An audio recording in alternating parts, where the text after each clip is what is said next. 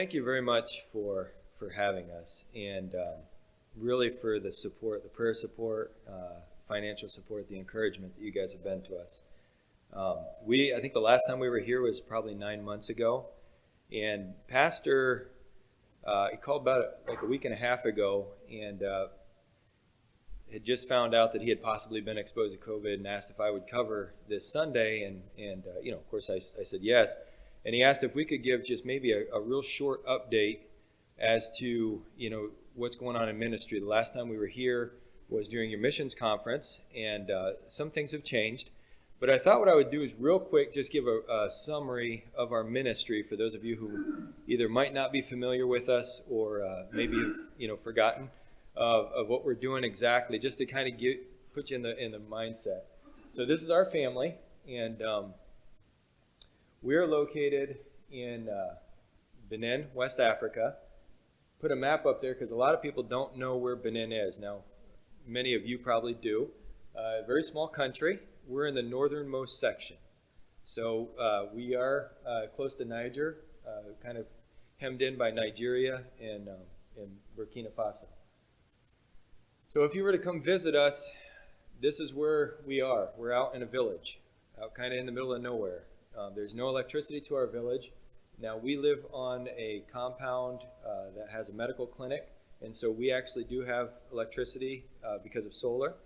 And if you look all the way up at the top of that picture, you have the clinic, and then a doctor's house, then our house, and then a shop.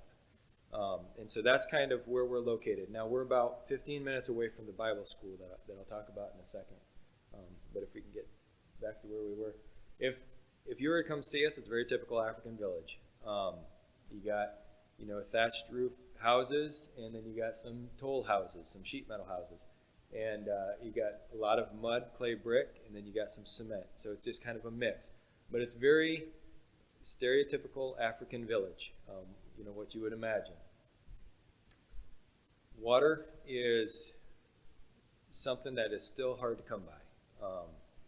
Most of our villages now have at least one clean water source, but several of them still have just an open pit well.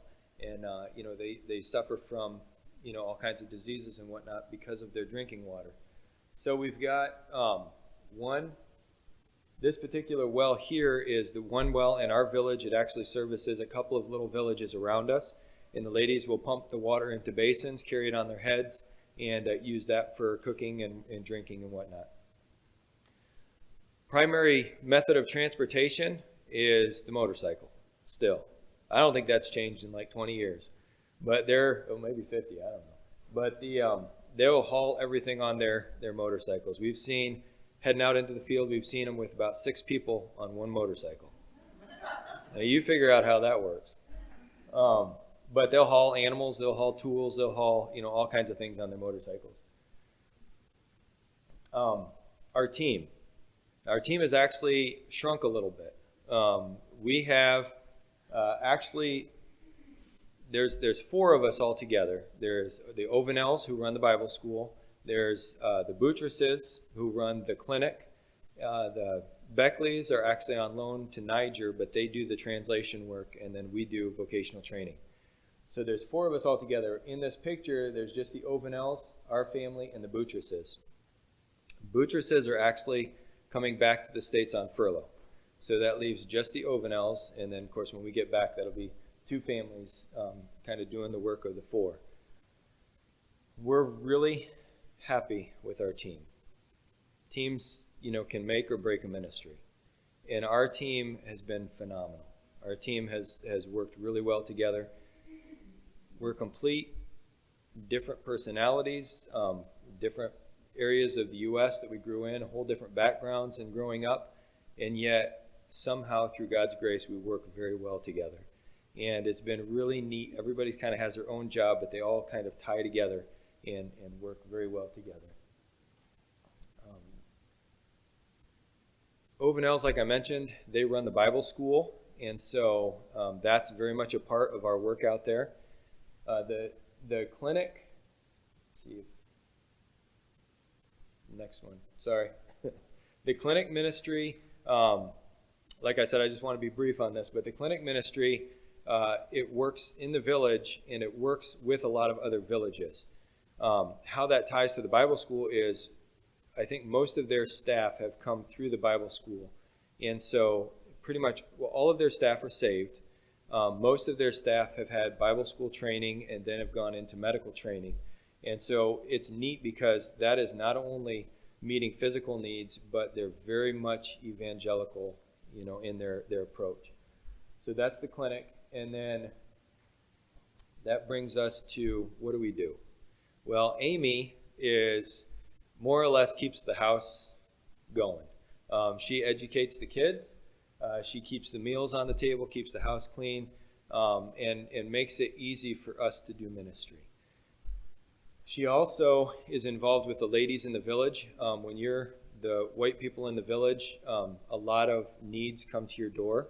And so she's able to sit down with the ladies and work with them, work with some of the children's programs and whatnot, and really just show the love of Christ. And there's always a language barrier. We speak French. We're working on Dundee. The ladies in the village really speak very little French. They don't have a very high education level, and all the education's done in French. So it's a little bit difficult to communicate sometimes, but the love of God just communicates regardless of the language barriers. So she does that. She also is busy with different teams because we've got the Bible school. There's professors that come out from time to time because we've got the clinic. There's medical staff that comes out to kind of help out, volunteer and whatnot. And then, of course, we have work teams that comes out. So she helps with food. She helps with housing and just hospitality in general. We mentioned last time that we have this little church that we've been a part of, and it's a neat ministry. It's a ministry that we didn't necessarily anticipate going in, but we've been able to really work alongside of a church that was established many years ago and has kind of dwindled in numbers for lack of leadership. So we've been working with one of our Bible school evangelists and going into that church and just getting teaching going, and that church has come alive. They're excited about their faith. They're excited to reach their neighbors. They're excited about what, living a Christian life looks like. And so it's been really neat to see that church grow from only a couple of members to now many members and tons of kids. I think I mentioned before that I guess on Sunday there's really nothing for kids to do because they all show up at church. And that to me is exciting because that's the future. That's the next generation. And so we're getting, these Bible stories that they've never heard before to these kids, and we'll just see what God does with that. So one of the main reasons that we were asked to come out was to teach in the Bible school, to teach vocational training for pastors. And let's go to the next slide. I think that one died. There was a picture up there, but the goal is really to help our pastors better utilize the resources that they have so that they can feed their families, and yet they're not having to spend the hours in the field. That sounds kind of weird because, most of our pastors here have a salary. Over there they don't. And when the rainy season hits, the people are in the fields 24 hours a day. A lot of times they'll build temporary shelters and they will be in the field for months on end. Our pastors are no exception. They have to feed their families. And so a lot of times as soon as the rains hit, our pastors are in the field. They're working from sunup till sundown.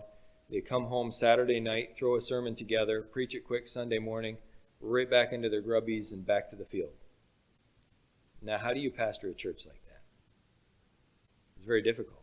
And what we found is that there's some tremendous resources in Africa, and yet they're not taken advantage of. So we started with economics in the Bible school, and we've kind of worked through that, and we're working in looking at what the different pastors have, their individual resources, and how we can help them to really maximize the resources so they spend a lot less time in the fields and a lot more time in ministry. And that's where their heart is anyway.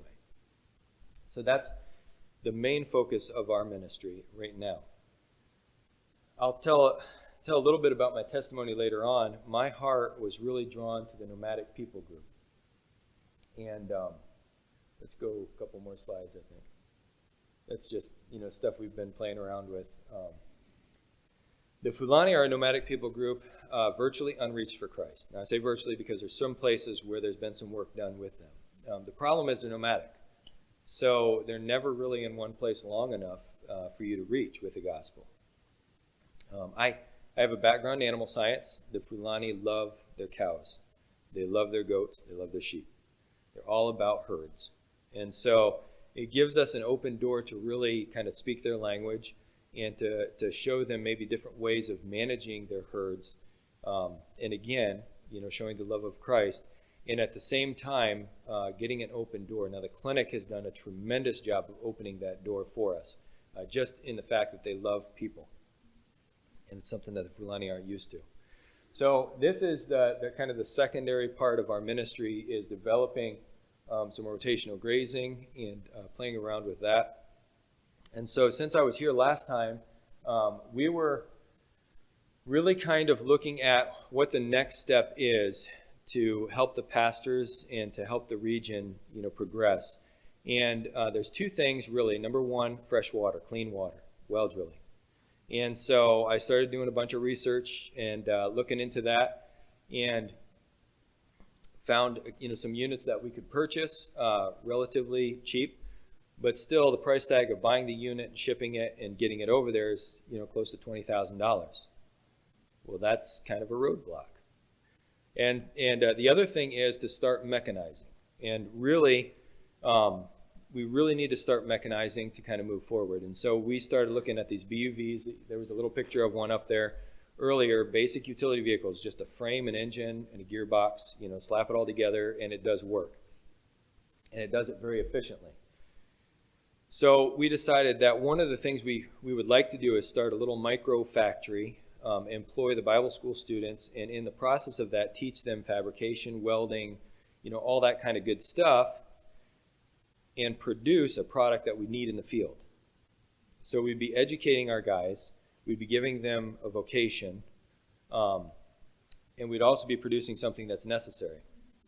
So I got a hold of Will Austin, the guy that designed that, and he's been doing a lot of ongoing work over the last 20 years. He actually has colleges kind of compete in trying to come up with a better design than what they have.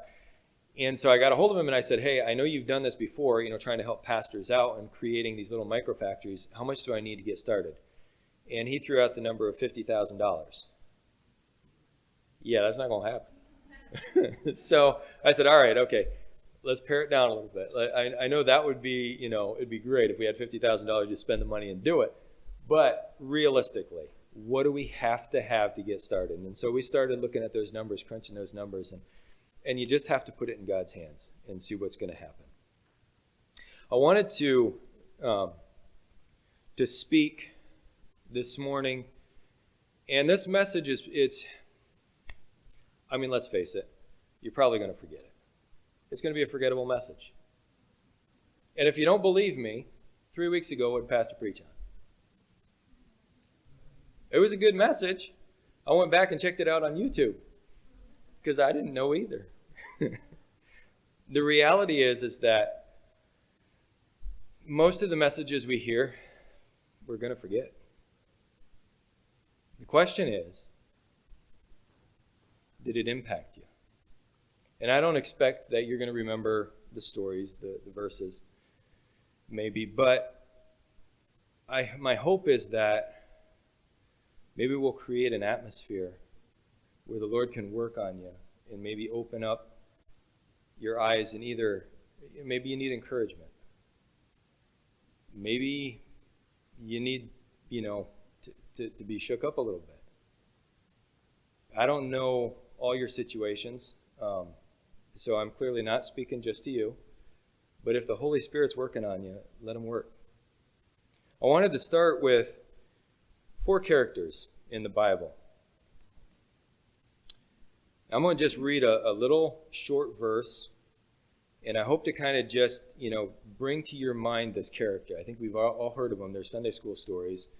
And I want you to just think about these characters for a second. Esther, chapter 2, verse 16. So Esther was taken to King Ahasuerus into his royal palace in the 10th month, which is the month of Tebeth, in the 7th year of his reign.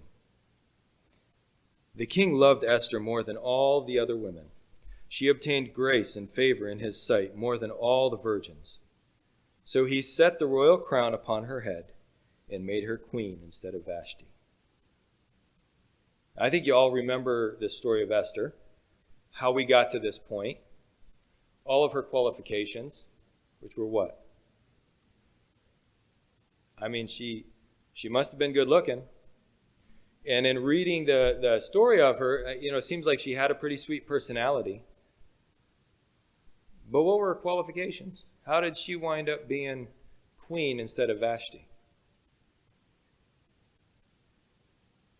Next guy I want to talk about is found in Exodus 2, verse 15.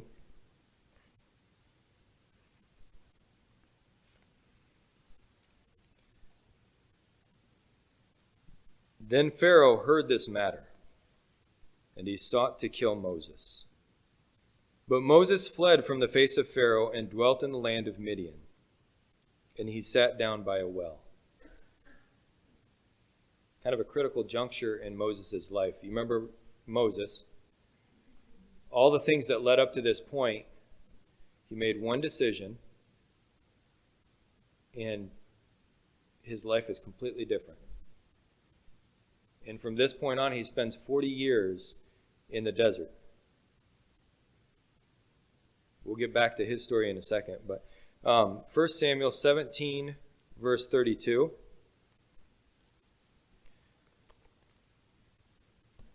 Then David said to Saul, "Let no man's heart fail because of him." He's speaking of the giant. "Your servant will go and fight with this Philistine." Now, just on the outset, that's kind of arrogant, don't you think? All you soldiers out there, don't even worry about it. I got this. I got this. He's speaking to the king. Now, if you know anything about King Saul, he was a towering man. He had to be somewhat intimidating himself. You got the whole army out there that's being faced down by a giant, and this kid comes in. Who is this guy? Think about David. Think about where he's coming from. Obviously, we know the history. We know the future that happens after this, but where he's coming from. Where does he get away with being this brash? The last one I wanted to look at is Josiah. King Josiah, had to throw him in there for obvious reasons. 2 Kings 21, verse 1.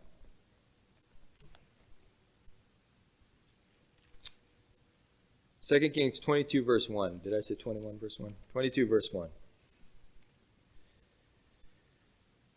Josiah was 8 years old when he became king, and he reigned 31 years in Jerusalem. And he did what was right in the sight of the Lord, and walked in all of the ways of his father David. King Josiah, 8 years old, becomes king. Now, you've seen kids that get thrown into famous positions. Do they ever turn out well? There's probably a couple of them that have, but more than likely, it doesn't work out well. How in the world did this 8-year-old who became king of a nation follow after his great-grandfather, David? His dad certainly didn't influence him. In fact, his grandfather didn't even influence him for good.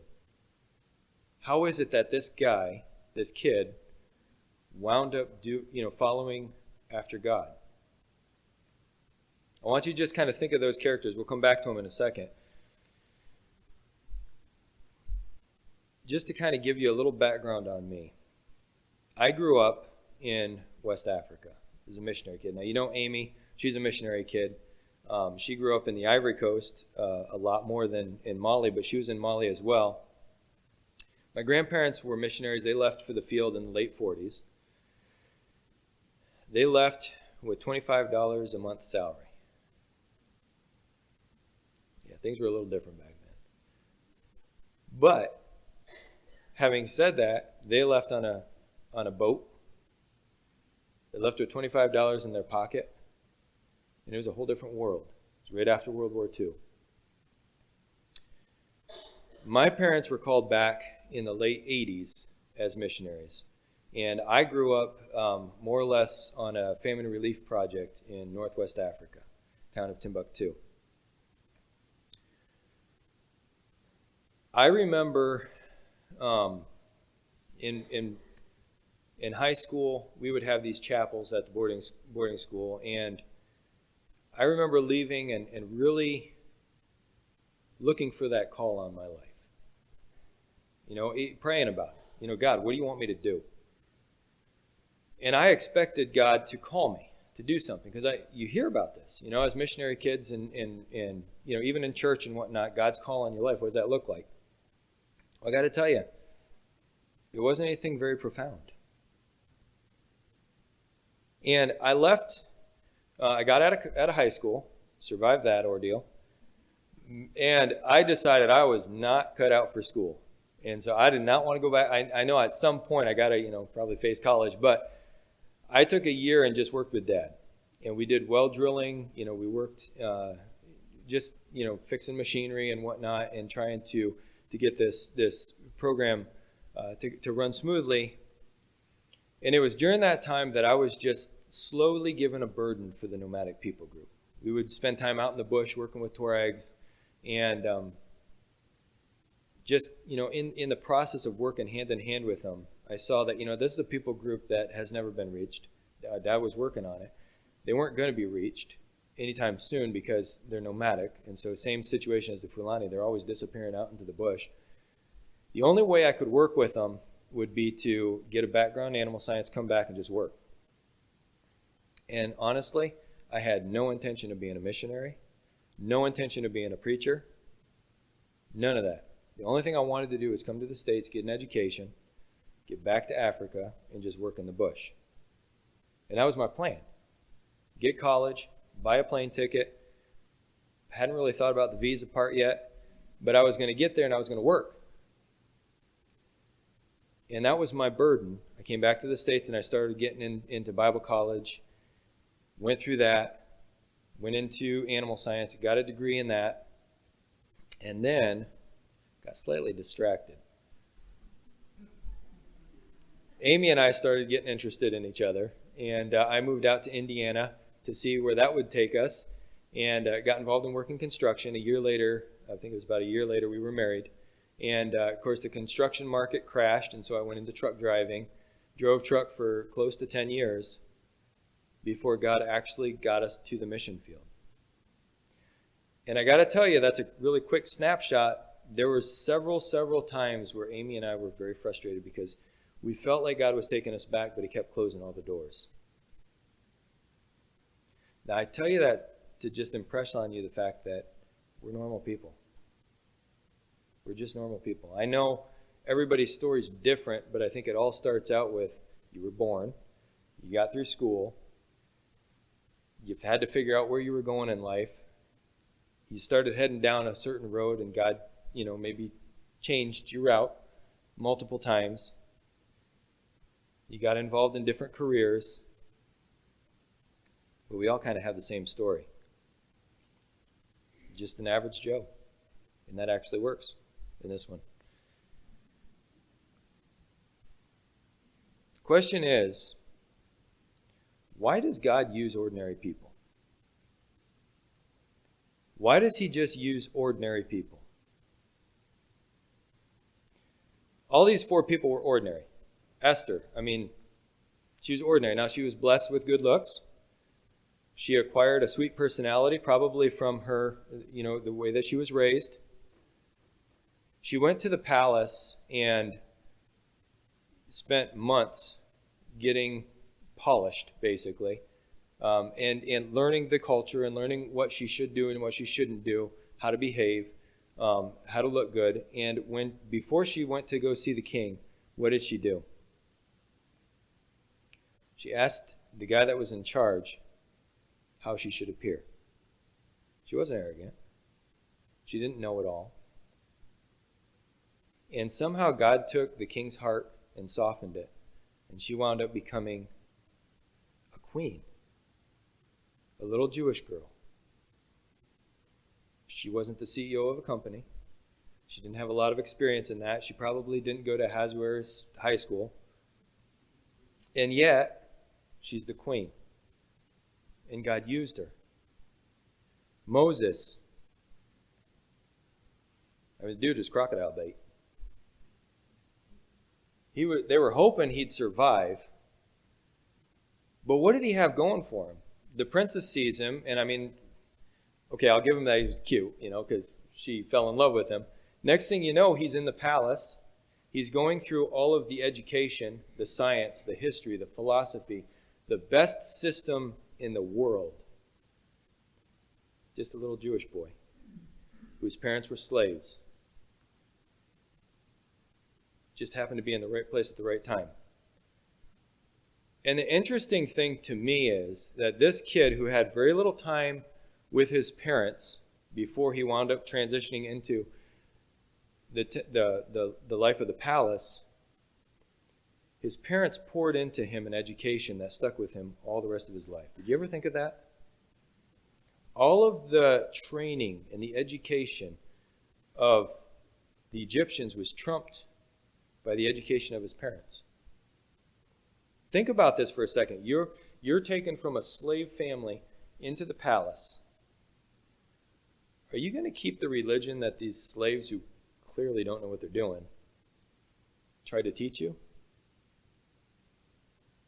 I mean, that's kind of what we have going on in our colleges and universities, isn't it? They know much better. And yet he held on to that. So in some ways, he was a very normal kid. Grew up, spent 40 years in that system. The whole time felt God tugging on his life. And when he stood up to the Egyptian taskmasters, which couldn't have been easy, kind of outing himself, he winds up killing one. Clearly wasn't God's will, but had to have a lot of courage to do that. And spends the next 40 years in the wilderness for doing, he was trying to do a good thing. And yet at the end of that 40 years, God still could use him. But he started out just a normal kid. David, now you know his story. And, David, I love David's story, but, he was the youngest. Now, I'm the oldest. I had to deal with the youngest. They're brats. I mean, send him out to take care of the sheep, and next thing you know, he's showing up telling the army how to run stuff. Go back to the sheep. The reality is that when you read the scripture, he loved God. He was doing Psalms and Proverbs and all that kind of stuff out in the field before he even knew how to write, probably. He loved God, but he was just a normal kid that God used. And I want you to think about his story because it's really interesting, right? He shows up, winds up killing this giant, gets all that fanfare going. The king is clearly irritated at him, as anybody would be. Next thing you know, he's back in the field with the sheep. Just goes back to work. He's a normal guy. He's not getting all amped up on the popularity thing and all that kind of stuff. He's not riding it for as far as he can go. He just goes back to work. He's called in to play the harp, so apparently he was good because the king calls him in to play the harp, and before you know it, the king's chucking spears at him. Now, if that's not a career killer to have the king throwing a spear at you, I don't know what is.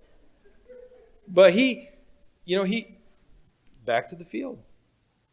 And at every point, he let God use him.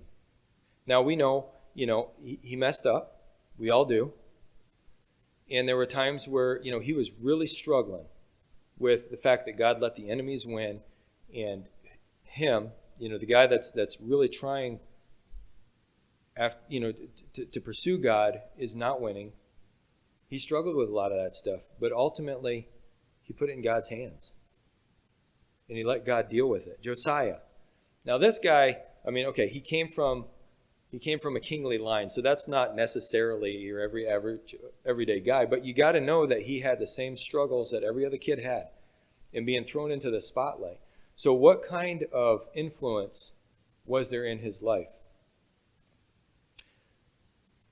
We know that there was a godly priest that influenced him. We know that there were several individuals that came into his life and influenced him. And here's the thing about him. He didn't let the fame go to his head. He remained pliable to God's word.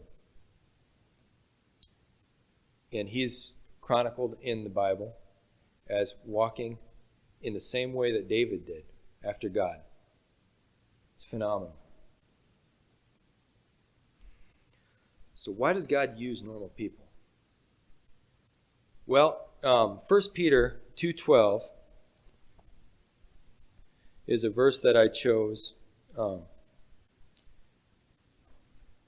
And I think if we all just kind of thought about it, it makes sense. God uses normal people for his glory. I mean, if you take a guy that is exceptional, well, you expect him to be exceptional. But if you take a guy that is, I don't know if this is still modern, but a loser, you don't expect him to really succeed. You don't expect him to really do anything, exceptional. 1 Peter 2:12, having your conduct honorable among the Gentiles, that when they speak against you as evildoers, they may, by your good works, which they observe, glorify God in the day of visitation. We find this to be very, very true of our Africans. Our Christians are put through a lot of persecution. And it's not like public beatings and stuff like that. But they're persecuted. And when they turn around and they, through like the medical clinic or ag technology and stuff like that, are helping those that persecuted them, it sends shockwaves through the community. Because that's not normal. It is not normal for one ethnic group to care about the other ethnic group. And so when our Christians do, it changes the whole dynamic of the country, or the community. God does it for his glory. God delights in confounding the wise with simple things, doesn't he? 1 Corinthians 5:27, he loves showing up the strong with the weak. God loves doing things that only God can do.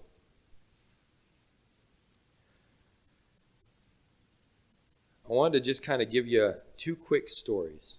Because, missionaries, look, we got stories and pictures. And the pictures are done, so now we're up to stories.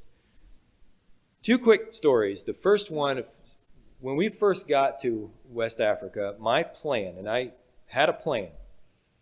I was getting there, I was going to have these tools that, I brought out from the States. And over the course of 5 years, we were going to develop some facilities.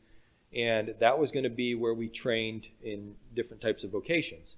And so I had like a 5-year plan, and we could definitely do it on the budget that we'd set out. And so we were heading towards that. I get to Niger, and on our way to Benin, and there's a missionary with the Christian Missionary Alliance who's doing a welding shop ministry and basically teaching people to weld, and through that, doing ministry. And so they had decided that they were going to close down that ministry, and so he was actually going to sell the shop. Well, you have to appreciate the fact that this was probably a $60,000 shop. It was one full 40-foot container, and then paralleling it, I don't remember what the span was, were two 20-foot containers, and then there's some structure across them to make a roof, and then you had welding tables, you had machines, you had grinders, welders, all this kind of stuff. $60,000 shop. So he put it out there as, we're going to sell this shop. Colin, our colleague, comes to me all excited. He's like, all the tools you need are right here. And I said, yes, they are. But you have to pay for them. And we don't have money. So forget it. He's like, well, can you at least look at the list? I said, no, I'm not looking at the list. I don't want to start coveting. So I'm not looking at the list. So, we kind of joked about it a little bit and went on our way and just realized that it wasn't going to happen for us. So that was nice, but it's not going to happen. Several months later, one of our colleagues from Niger called and said, hey, Paul, asked me if you guys are at all interested in the shop. Very little of it's sold. And I said, well, yeah, we're interested in it, but we don't have the money. And he said, well, a Muslim cleric has offered $20,000 for the entire shop. Paul is like this close to taking it. But during his devotions today, he really had an unsettling feeling, and he thought he would just throw it out there and see if you guys could match it. And Colin's like, well, I've got a couple thousand. And the doctor, he was going to throw in 1,000 because it would help with maintenance. And, we come up with a couple thousand. So we're still 15,000 short. It's not going to happen. And I said, we just don't have it. It would be a phenomenal blessing, but we don't have it. I got a hold of, the higher ups and asked if I could send out an email just laying out the fact that this is an option and just see what God does. And they said, yeah, go ahead. I have a hard time asking for money, but I put it out there as this is an opportunity. So pray with us and see what God does. Less than half an hour after sending that email, I got an email back from a couple in Indiana that I don't really even know very well. And they asked if $5,000 would help. Well, that just doubled what we had. So yeah, that helps. Do you know that God raised $30,000 for that shop? And he did it in a couple of weeks. That took us from not being able to afford it to being able to afford it, to being able to transport it from Niger to Benin, which, by the way, when we got to the border, they charged us $40 for income tax, or for import tax. Who does that? And set it up and have a running shop. I was just praying to be able to acquire the thing. I didn't know how I was going to move it yet. God can do that. The BUV and the well drilling program, I threw it out there. We were praying about it. And to be honest with you, I didn't see it happening. I felt like that was the step that we needed to move forward. I really felt like that was the direction that God was taking us. But if you don't have the money, you don't have the money. Several weeks ago, I got an email from a guy that I don't even know. He happened to get on our prayer letter list through a church where the pastor invited us to come and preach, but we didn't even know anybody. And over the course of time, he's been getting our emails, and he called me up and said, hey, Joe, he's like, I really want to talk about these projects. He's like, when do you think you can come by? Well, he's in North Carolina. So I said, well, I'm going to make a trip past you, and I can stop in, and we can talk and whatnot. And I had no idea, where this was going. So we did. I stopped in and spent about 45 minutes talking with him. Turns out he was an MK from Ethiopia and now runs a couple of successful businesses, and really neat guy. And by the time we were done, he said, well, you know what, I'll talk with my wife and we'll just see what we can do. And he said, I anticipate us doing something, but who knows? So I thought, well, that's great. Might be able to buy a couple of wheels, maybe a fender, but we'll see where God goes with this. Get back to here, and I get a call from the home office. I got an email. $30,000 showed up. Who does that? And then several churches jumped on board. And do you know that we have all the money we need? Not all that we want, but all that we need. Not only did he provide for the BUV program to get us started. Now, like I said, we've pared down the list. So we've pared it down considerably, but we have what we need. And that's all you need to move forward.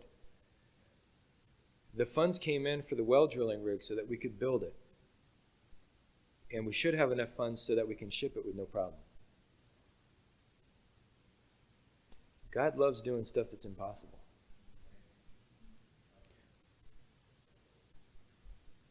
So the question is, how does he use ordinary people? I mean, we all know he does. But how does he do it? Well, this book's full of stories. Full of stories of people who ignored the call, and full of stories of people who, even though it didn't make sense, they took the next step. And I kind of figured out when I was younger, don't wait for that earth-shattering call. It may come. God may just hit you. But most of the time, it's just taking the next step and doing the next right thing. And God is a big God. He can take you where he needs you. And it doesn't have to be earth-shattering, and most of the time, you have no idea where you're going. You just got to be faithful to take the next step. I wrote down here, a couple of ordinary people that kind of messed up. I'm thinking of Jonah. It might be why I don't like boats. I don't know. But if you're going to ignore God, don't get on a boat. That's a bad plan. Jacob, he wrestled with God. And you got the guys that they were all in. Elijah, Elisha, David. How does he use ordinary people? He calls you. He calls you. Every single one of us has a unique set of skills. I mentioned before that I didn't feel like God called me to be a preacher. I still don't. It's very uncomfortable, very intimidating to be up in front of people that I know have a lot more experience than I do. You've been through, situations that have given you a lot more depth in your relationship with God than maybe where I'm at. Every one of us have tools. We have experiences. We're in a unique position that nobody else is in. And God can use us to do a unique job that nobody else can be called to. Question is, are you willing to take that next right step? Now, Christmas is over. And looking out, it looks like some of you barely survived it. Some of you are ready for round 2. But I think we're all recovering. We spent an entire season focusing on what God did for us. He sent his son. Now what's our job? What are we doing? I was in New York and one of the pastors said, hey, he's like, by the way, what percentage of believers would you say you have in your region? I said, I don't know, maybe 1%. He said, well, that's interesting because we're about 1% here. You don't have to go to the foreign field to find non-believers. And the reality is that whether you like it or not, most of the ones that are lost really do want to know. They really do need somebody that'll love them, that'll show them where they're going. You're in a unique position. You've got tools. And I have to believe that God's got something for you to do. I mean, let's face it. Y'all survived all the way up till now with COVID and everything. He's got to have a reason for that. I don't know your situation. I don't know where you're at. But God does. And so it's my prayer that as we're kind of like in a dead week here, we finished up Christmas and we're not quite to New Year's, so we haven't made any resolutions yet. Maybe evaluate where we're at. Maybe evaluate what you got going on. Where God might be able to use you. Maybe spend some time in prayer that he would just open up, those doors. Maybe it's just one step. Maybe you don't see the whole picture. But that we would have the courage to take that one step.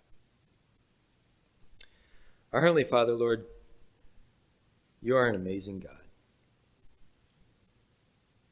You are a supreme being. You're the one that created the entire universe. Lord, you didn't just put the stars in the heavens, but you created the entire galaxies, the planets, the moons, the asteroids, everything that's out there, stuff that we haven't even discovered yet. And Lord, you built this earth. You put it just perfect so that it could sustain life. You created all of the laws of physics thermodynamics, all the different things that we study in school. Lord, you created all the tiny little atoms and molecules, and somewhere in the middle there you put us. And Lord, it's amazing that you even notice us. But out of the billions of people on this planet, the millions in this country, the hundreds of thousands in this city, and Lord, all those here in this room, you know us individually, our strengths, our weaknesses. And Lord, not only that, you have something for us. You have something that brings purpose to our lives. And Lord, I just pray that you would really just work on the hearts of those who need it, Lord. Encourage the hearts of those who need encouraging. Lord, I just pray that you would help give us the opportunity to really just reflect on where we're at. And Lord, maybe for those of us who need to maybe reevaluate the direction that we're going, Lord, that you would help us to do that. And Lord, I got to believe that there's some people out there that maybe don't even have a relationship with you. Lord, prick their heart. Bring them to you, I pray. Lord, I just pray as we go.